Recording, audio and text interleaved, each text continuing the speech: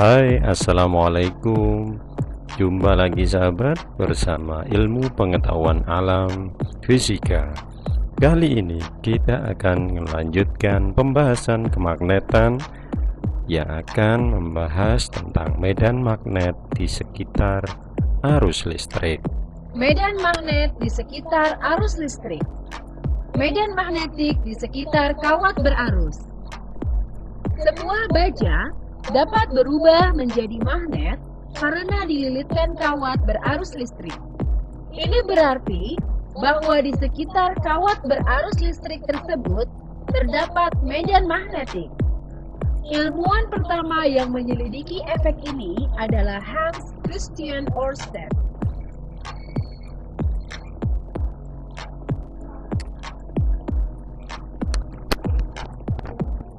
Saklar yang ditutup, maka arus yang berasal dari baterai akan mengalir, bergerak, mengitari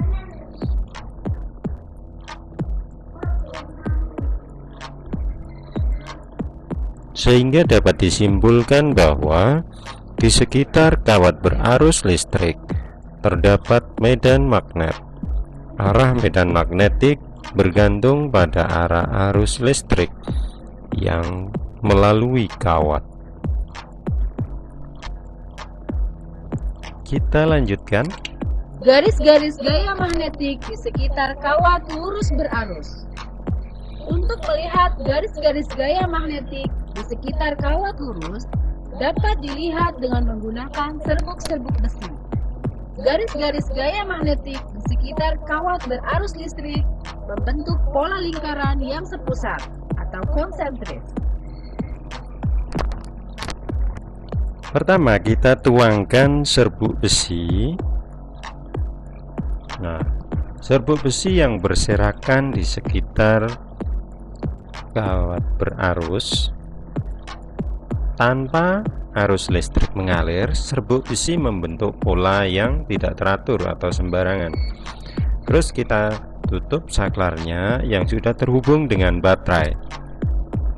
Nah, maka arus mengalir melalui batang yang dililiti kawat, maka ada aliran arus. Nah, apa yang terjadi?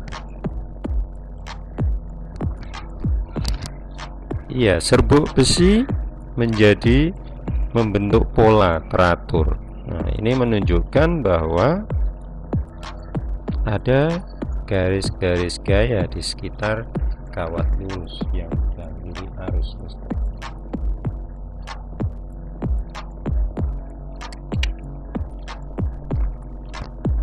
Selanjutnya, ketika kita tutup saklarnya, bentuk pola garis-garis magnetnya adalah sebagai berikut. Nah, ketika kita tutup tidak ada pola tersebut, maka dapat kita simpulkan bahwa pola dari kawat berarus itu seperti ketika kita sedang menggenggam. Jempol menunjukkan arah arus, keempat jari menunjukkan arah putaran garis gaya magnet. Jadi mudah diingat untuk menentukan arah putaran garis gaya magnet di sekitar kawat lurus berarus digunakan aturan putaran tangan kanan. Baik, kita lanjutkan. Garis-garis gaya magnetik di sekitar kumparan berarus. Untuk melihat garis-garis gaya magnetik di sekitar kumparan berarus juga dengan menggunakan serbuk-serbuk besi.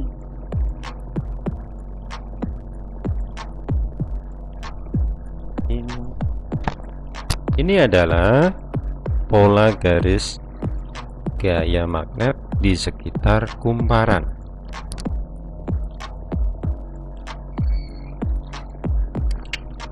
Elektromagnet. Elektromagnet merupakan magnet yang dihasilkan dari suatu kumparan yang dialiri arus listrik. Misalnya, besi yang bisa menjadi magnet sementara yang kuat selama berada di dalam kumparan yang dialiri arus listrik. Perhatikanlah ilustrasi berikut. Ada 3 faktor yang mempengaruhi kekuatan elektromagnet, yaitu jumlah lilitan, panjang inti, dan kuat arus yang melalui kumparan. Prinsip elektromagnet banyak dimanfaatkan berbagai produk seperti alat pengangkut besi atau baja rongsokan, bel listrik, relay magnetik, circuit breaker, dan pesawat telepon. Coba kita nyalakan saklar berikut ini. Nah, maka akan terjadi besi yang dililiti kawat yang dialiri arus listrik akan menjadi magnet dan mempunyai kutub utara selatan. Aplikasi elektromagnetik. Yang pertama adalah bel listrik. Prinsip kerja bel listrik adalah sebagai berikut. Ketika tombol bel ditekan, arus listrik dari baterai mengalir dari kutub positif, tombol tekan, kontak, bilah pegas, membentuk elektromagnetik, lanjut ke kutub negatif baterai. Alat yang kedua adalah relay magnetik. Relay magnetik adalah sebuah alat dengan energi listrik atau arus kecil dapat memutus arus listrik yang besar. Jadi relay sebagai saklar pada rangkaian berarus listrik besar. Prinsip kerja relay magnetik adalah sebagai berikut. Ketika saklar ditutup, maka arus listrik kecil mengalir melalui elektromagnetik. Jangkar besi lunak tertarik ke elektromagnetik. Kontak C tertekan jangkar besi lunak, arus listrik mengalir ke motor listrik.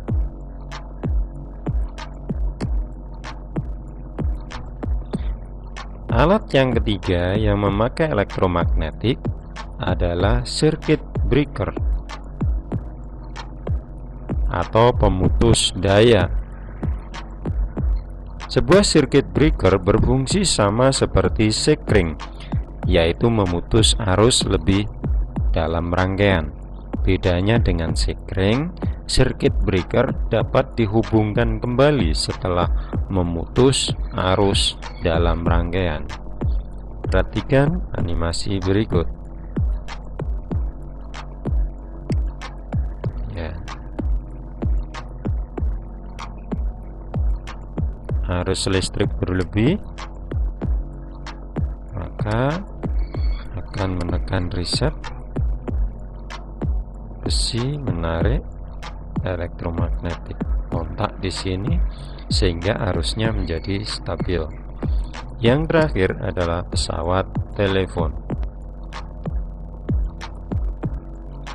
Pesawat telepon terdiri dari 2 bagian utama, yaitu pesawat pengirim atau mikrofon dan pesawat penerima atau telepon. Ketika seseorang berbicara pada mikrofon, suara diubah menjadi gelombang arus listrik, kemudian diterima oleh pesawat penerima, dan gelombang listrik tersebut kembali diubah menjadi gelombang suara atau tekanan suara. Demikian penjelasan mengenai medan magnet di sekitar arus listrik. Selanjutnya adalah gaya Lorentz. Medan magnetik telah kamu pelajari sebelumnya ternyata dipengaruhi oleh suatu gaya. Orang yang menyelidiki masalah gaya magnetik adalah Hendrik Anton Lorentz. Oleh karena itu, gaya magnetik ini dikenal dengan sebutan gaya Lorentz. Perhatikan percobaan sederhana ini. Saklar kita nyalakan. Iya, maka arus listrik dari baterai mengaliri pita aluminium sehingga pita aluminium agak melengkung karena ada dua magnet yang dilalui. Nah, disitulah medannya, atau di sini disimbolkan dengan huruf B. Arusnya adalah I. Hasilnya pita magnetik akan tertarik ke atas. Ini disebabkan karena adanya gaya Lorentz. Sehingga dapat disimpulkan untuk memudahkan mengingat arah gaya Lorentz digunakan aturan telapak kanan. Jempol menyatakan arah arus listrik atau I. Keempat jari menyatakan arah medan magnet. Telapak tangan ke atas, tangan merupakan arah gaya Lorentz. Arah arus listrik adalah dari kutub plus melalui pita aluminium menuju kutub main baterai. Arah medan magnet adalah dari kutub utara menuju kutub selatan.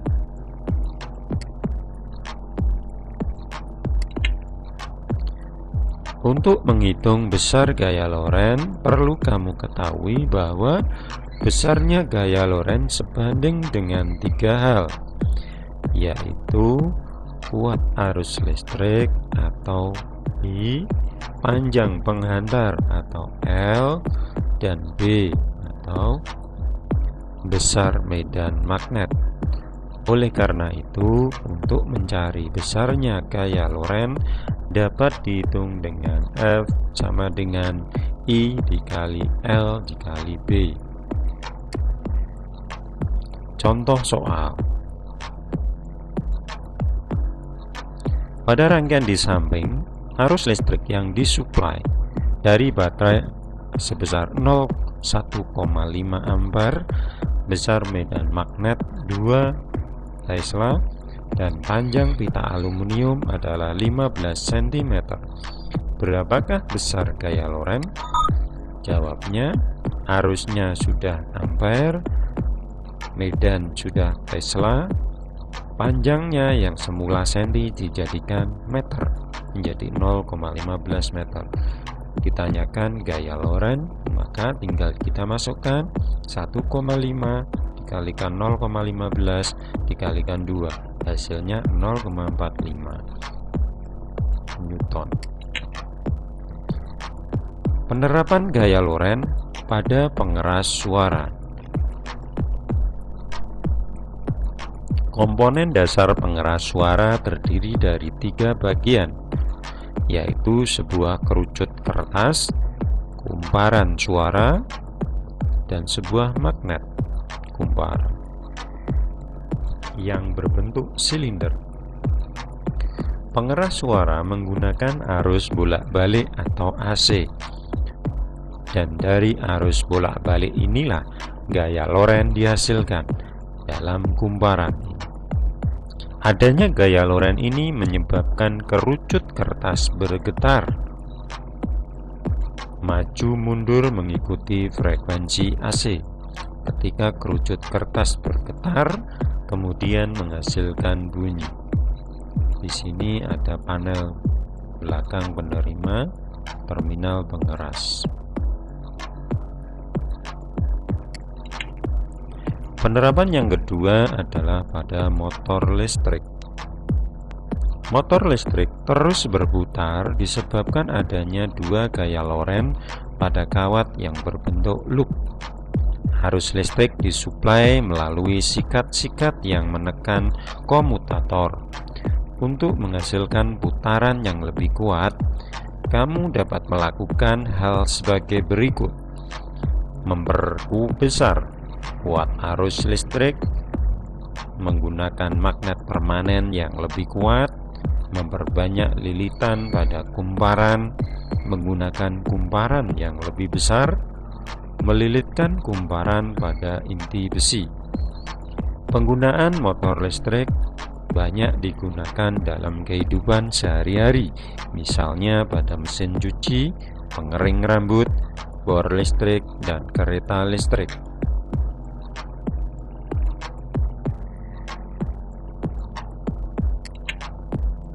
Ini adalah contoh-contoh aplikasi gaya Loren, yaitu pada mesin cuci, bor listrik, pengering rambut.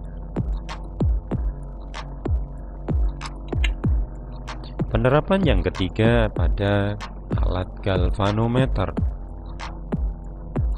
Galvanometer merupakan alat yang digunakan untuk mendeteksi adanya arus listrik.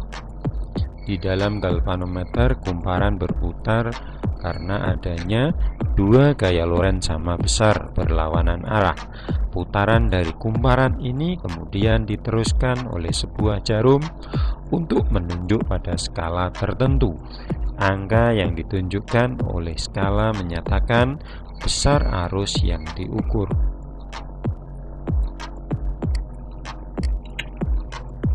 Voltmeter dan ampermeter. Banyak instrumen pengukur DC menggunakan sebuah galvanometer. Dua yang paling umum adalah voltmeter dan ampermeter. Bagian-bagian voltmeter DC sama persis seperti galvanometer, hanya saja diberi tambahan hambatan tinggi atau RM dan dirangkai seri dengan kumparan galvanometer. Bagian-bagian ampermeter juga sama persis seperti galvanometer, hanya saja diberi tambahan hambatan shunt atau RS dan dipasang atau dirangkai paralel dengan kumparan galvanometer.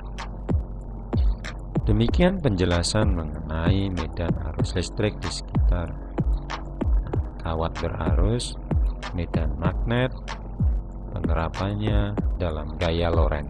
Semoga bermanfaat. Saya akhiri. Wassalamualaikum warahmatullahi wabarakatuh.